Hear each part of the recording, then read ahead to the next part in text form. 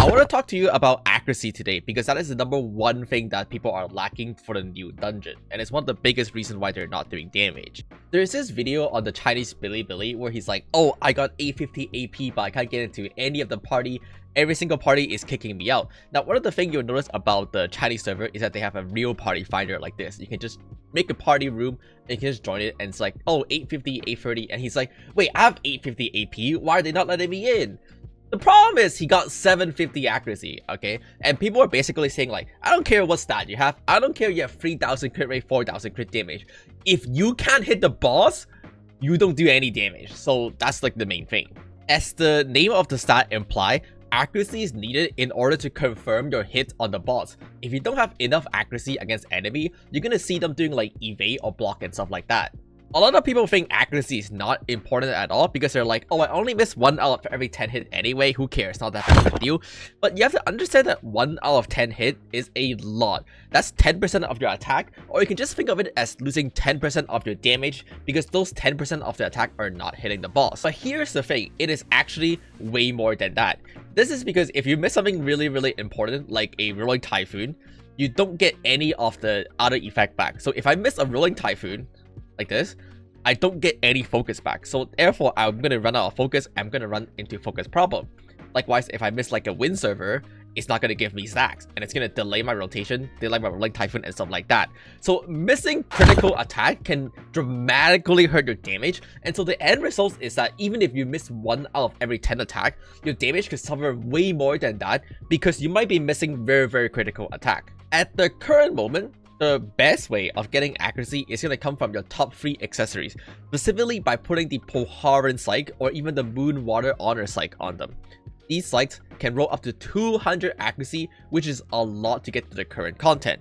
For the current content, you want to have about 800 plus accuracy minimum, ideally somewhere around 1000 to even 1100 to guarantee that you can hit every single hit. This requirement could go down as you get higher level to get higher base stat, but also when you're higher level than the enemy you're facing.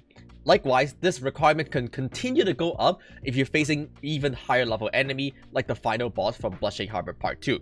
It is currently said that I think for Bloodshade Harbor training base and command center, you need upward of even 2000 accuracy at level 50 to be able to properly hit them. Now, if you don't know how psychs work, basically when you put them on an accessories, you can roll 2 line every single time. So the probability is actually not too bad because you get to roll 2 line every time and there's only 9 stat. I think the calculated probability is about 30% per roll, and so you should be able to get the accuracy on average within like 4 to 5 psychs. The other really good thing about psychs is that you can choose.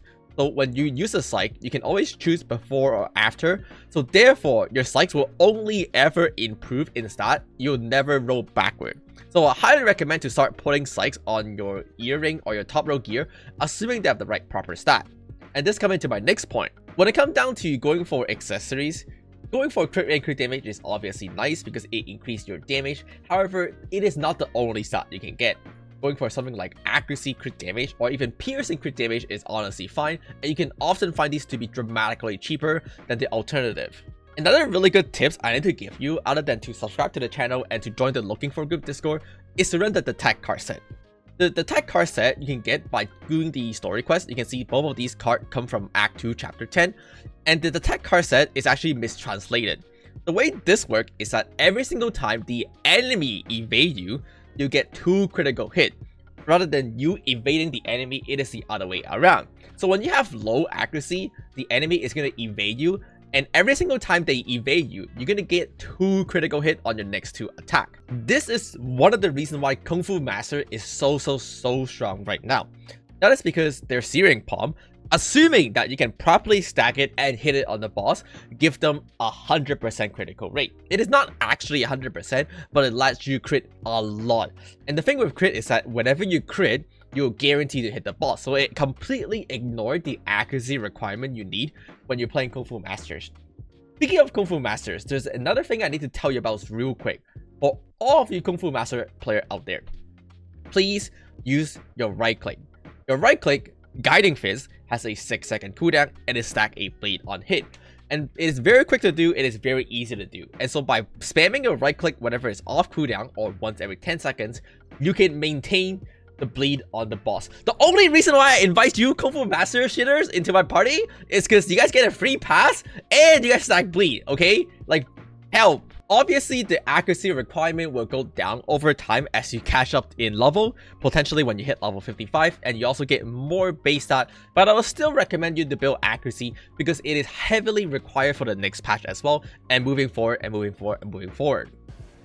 I see so many people in my party not doing any damage at all, not because their gear sucks, not because their stats suck, but because they're low on accuracy. And once again, I don't care how much crit rate and crit damage you have, if you can't hit the boss, you will not do any damage. So definitely focus on doing accuracy if you're trying to clear the new content like from cold storage and beyond. With that being said, the final word for me is that if you're using the DPS Bible to keep track of your accuracy, because they added in as a new feature, keep in mind that the DPS Bible have very inflated accuracy rate. That is because your crit is already factored into the DPS Bible, so it's already inflated a little bit that way. But the other thing with the DPS Bible is that it double or even triple count your attacks. So the thing with Soul Badge is that it will do another damage instance. So the way the DPS Bible works is that every time I hit a Rolling Typhoon, it will think that I hit twice. And if you're using a skill like Lightning Flash that by default already hit twice, then the DPS Bible is going to show up as it hitting 3 times instead. But the thing with misses is that it only counts as 1 miss. So the thing is that every single time you hit the enemy, it counts as you hitting it 3 times. But when you're missing, it only counts as 1. So the number you see in the DPS Bible is very, very, very inflated. And so if you see like a so if you see something like a 97% accuracy in your DPS Bible and you're like, it's good enough, the reality is that it could actually only be like a 90% accuracy or even lower. So definitely work on building your accuracy. I'll highly recommend everyone get to 800 depending on your class. Some class can get away with lower, like if you're a Force Masters, if you're a Kung Fu Masters. If you're a Blade Dancers like me and Blade Masters, you kind of need 1,000 and 100. So definitely push on your accuracy for sure. So with that being said, this is going to be one of the biggest thing that gatekeep people from doing the new dungeon. So definitely check that out. So yeah, as always, thanks for watching. Bye bye.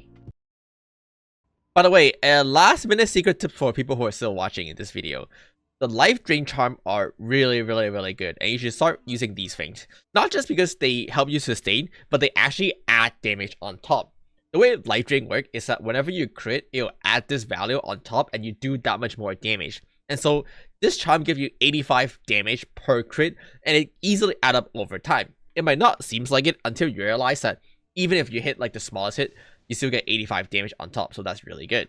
The highest tier charm gives you 305 life drain per hit, and this adds up to a lot of damage over the fight. And this is one of the things you can do right now to improve your DPS if you're trying to push dungeon, and it's one of the reasons why a lot of people are buying these things right now.